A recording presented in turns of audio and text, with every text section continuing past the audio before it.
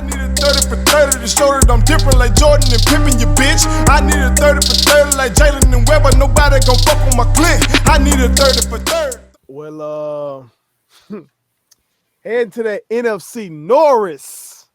What Chris Berman used to say. Yeah. I got some things on my motherfucking mind. On your heart. On my heart. It's in my spirit.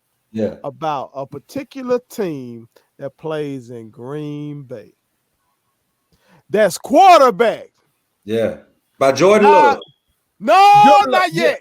Not yet, brother. Not yet, brother. Not yet. But I thought he started. But to your point, I'm trying to calm down. I'm trying to get myself together on that point that we drafted him. I thought he was starting. No, he ain't ready yet. Should be a niner, by the way. These motherfuckers need to stop this bullshit. With Aaron Rodgers. Yeah. First of all, look here. We made the damn NFC Championship game last year. Correct. We went 13-3. This man threw for more than 4,000 yards. He threw for like 24, 25 touchdowns. He threw for like 4 interceptions. Look, bro, stop the bullshit. We ain't went nowhere. We got our ass whooped by the 49ers, which two of my brothers on this podcast right now, they fuck with them boys a long way. Y'all boys ran us up out the goddamn stadium. Can't take nothing away from y'all. But all these folks that trying to act like this man at quarterback is washed up, y'all need to fucking stop it. And week 1 just showed y'all that. What y'all boys think about how, in general, I'm just talking in general, how major sports media covers guys like Aaron Rodgers, how they cover guys like a Russell Wilson, how they cover guys who are not in these so-called big markets, but they do their fucking job, they win games, but it's just like these motherfuckers just don't cover them right. Bro. I'm gonna say my little piece and then I'm gonna get out the way. It's just like this here. Aaron Rodgers is good for the sound bites where you're ready to tear him down. So when them sound bites come out from Aaron about something that he really feels, because Aaron's not gonna give you nothing that he's just like on the fence about. If he really feels that way about something, he's gonna tell you. Okay, you done heard all this stuff personally. You done heard about him and Danica. You done heard about him and everything. Like when that man told you coming into the season that, look, I got a really good off season. We coming in here and we in the locker room and we getting along with guys, and this is like one of the best off seasons I've had, and I'm really enjoying just being a Packer. And I feel really good about myself. I feel good just mentally, physically.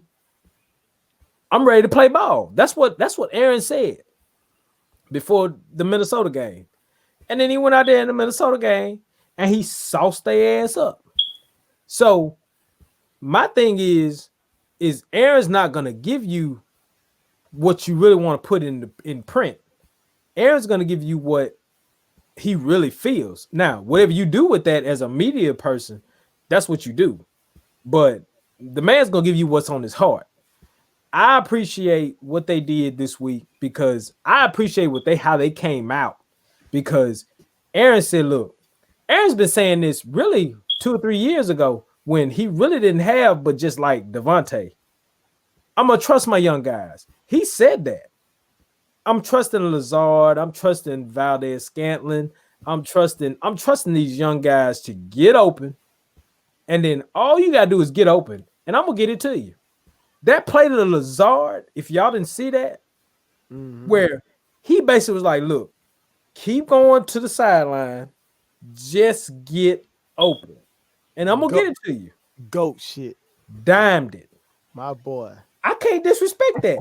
The play to Devontae, same sideline. Woo, boy. And I was like, man, how did he fit that in there? Because Devontae didn't have but like a phone booth worth of room to work with. He was about to be out of bounds. He was about to be out of bounds. Dead rope. Got it there. Stop disrespecting Aaron Rodgers, please, America. Skip, whoever y'all are, all you punk ass folks out there. What is it, man? I don't understand it. It's just ratings. I know, and Ray keep telling me this. Because out of this motherfucking podcast, Ray is the one who's with the expertise on this shit. And he keep trying to tell me, brother, they just doing that shit for Ray. But and what he like to tell me is that Skip Bayless doing exactly what he wants me to do. He hooking me in. Yeah, no doubt. He's gonna put it. He gonna put it in a way where you're so like disgusted with it, right? That you want to tune in to see if he can be even more disgusting about it. But I be calling myself tuning in for Shannon, right? But you end up listening to Skip. But I end up listening to Skip and then coming on this bitch, and trying to comment on Skip. So you absolutely right. Here's a couple of things, and mine is real quick. Let's take Aaron Rodgers today. I don't even want to talk about Aaron Rodgers, what he's done throughout the years, because that speaks for itself. Dude is one of the greatest quarterbacks of all time. Aaron Rodgers to me is three things. One, he's smug. That's why he doesn't get any kind of like leeway if he has a bad playoff game. Because that's what it comes down to. He has great regular seasons. Now, can you speak to us as a guy who's an expert at this media shit? Yeah. About how media personnel responds to a guy who ain't maybe the most fan friendly or the most media friendly. Because we've heard of Bill Russell used to get bad press because of that. Yeah. Kareem Abdul-Jabbar used to get bad press because of that. And so, can you speak to us about that? You want your journalists to be fair, right? To take themselves out of it and just cover the event and tell the story. That's what you want, right? But they are human just like the rest of us, myself included, right? And so. If my feelings get hurt any kind of way by the way you responded to my question, making it seem like my question is stupid in front of my peers, then guess what? When I go back and start writing my story, I may not put you in the best light. Now I can't clown your skills because skills pay the bills and they're on display at all times. But the moment you have a bad moment in the spotlight, I'm coming after you. That's what happens with Aaron Rodgers. Right. So that's why we don't hold him in the same regard as Tom Brady. Tom Brady's smug too. But Tom Brady doesn't do it in a way where it's overt. He will flip out on his teammates. He'll slam his helmet down and nobody says a word. Aaron Rodgers does not do any of that. He don't rip his teammates in public. He don't slam his helmet down. He just is smug in his response to you, man to man or man to woman if it's a female reporter, right? He's just going to answer the question. And if it offends you, oh, well. That's the negative. Here's Aaron Rodgers. Aaron Rodgers today. I ain't even talking about Aaron Rodgers 10 years from now, 5 years now. Aaron Rodgers today. Besides Patrick Mahomes and Lamar Jackson, and if you just like Deshaun Watson as a young man who's coming up, every other team in the NFL wants Aaron Rodgers. So stop picking against Aaron Rodgers and stop making this guy seem like he's falling off when every team in the NFL besides those two teams that I guaranteed would say, give me Aaron Rodgers right now. I'll give you whatever you want. Give me Aaron Rodgers right now. Why? Because Aaron Rodgers will take guys not named Devontae Adams and make them household names. Yep. Joe, TJ just mentioned guys that last year nobody knew. Why is that? Right. Because Aaron Rodgers is put right here. Right here, okay? Those same guys can leave and go sign big contracts and come play with the Cowboys and won't get 30 catches. Right. That's greatness, man. That is greatness. Like that. That's what happens when you play with a guy who is that much better than everybody else. Yep. It's like, oh, I don't have to be all the way open. He'll put it in a phone booth like TJ says. Yeah, he'll do that every time. Not just one time, every time. That's who Aaron Rodgers is. That's why I'll always respect him, because as a Cowboys fan on 4th and 22, he will put that thing on the money, on the sideline to a guy falling out of bounds to keep his team drive season alive. That boy, that's so real. That's so real. He all of that up. He chopped it up to that goddamn playoff game. That boy, that's real, man. They don't make guys like that, man. Patrick Mahomes, maybe. We don't know. I'm just telling you today. I like that. We got to see about Pat. There are two or three guys that NFL franchise will say, "No, we're good. We're okay. We're good."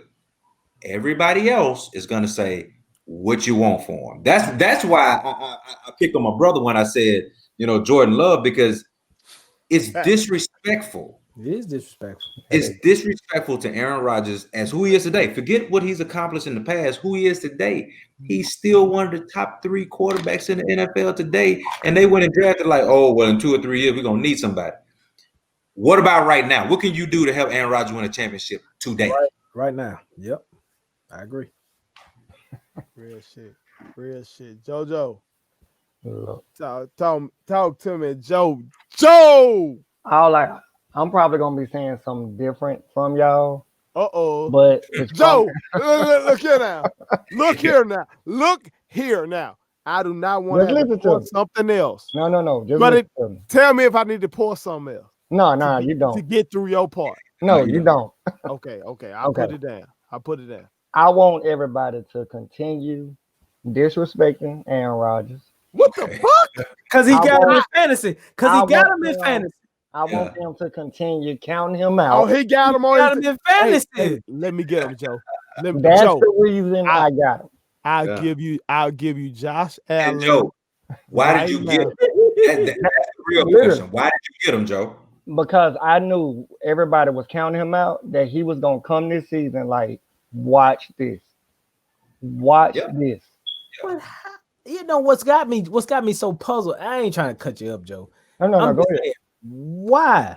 Like, have y'all not seen what this dude did with one bad leg, with one bad arm, with one everything, with one nothing? Like, the man just gets it done. He cooked the Bears. Brandon McNeil sleeps at night. Brandon McNeil goes to sleep at night in nightmares. If y'all don't know who Brandon McNeil is, that's another one of our homies. That's the Illinois entrepreneur. Goddamn, fuck with the King McNeil collection. That motherfucker, goddamn, is the modern day Carl Canal. Y'all need to fuck with him. Ray Coleman just told y'all on 4th and 22. He gave you the yardage. He gave you the down and the yardage in which he planted that thing to Jared Cook. That was exact. Ain't no way that boy Cesar Leo got that bitch. No, that was exact. Hey, you the motherfucking coldest dude in sports media. Man. Oh, that motherfucker right here. This dude right here is the coldest motherfucker in sports media. I don't know who y'all motherfucker thought this shit was, but that's what we do on Put It Up Sunday. There you go. I'm out on it, man. Whatever. Like I said, man, if you want somebody, if you can either have somebody that everybody adores and they say all the right things, or you can just go get a guy that wins 10 games every year. Because that's what Aaron Rodgers is good for. At the end of the day, he's good for 10 wins a year. And I'll do it. At the end, 10 wins a year. And just like I told y'all before, coaches can be responsible for like another 2 or 3 either way. So if you can get him a competent coach that'll get him another 2, that's 12 wins. Well, guess what happens with the Packers? 9 times out of 10, they win the division and or get a first round bye. Dude, that's a reflection of the quarterback, man. Can y'all please tell my daughter that?